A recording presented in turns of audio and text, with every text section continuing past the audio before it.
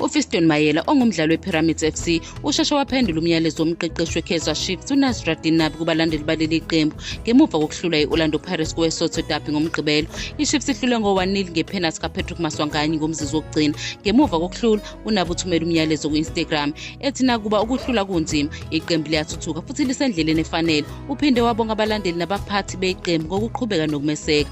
Kungakapholi maseko uNabi ebhalile uMayela oke wadlala ngaphansi kukaNabi ku-Young Africans owakwamantaniswane eKaizer Chiefs nguyena oqala ukuphawula. Ubhala ukuthi Professor okuhle kakhulu kuseza. uNabi waphendula ngomusa ethi indodana yami ngiyabonga. uMayela ujoyina iPyramids FC ngoJulayi 2023 ngemuva kwamasizini amabili empumelelo kwi-Young Africans lapho ahlohla khona amagoli angu-54 eminyakeni emibili. uSizi Yanga yanqoba zonke izindebe zasekhaya bafinyelela kwamanqamu weCAF Confederations Cup.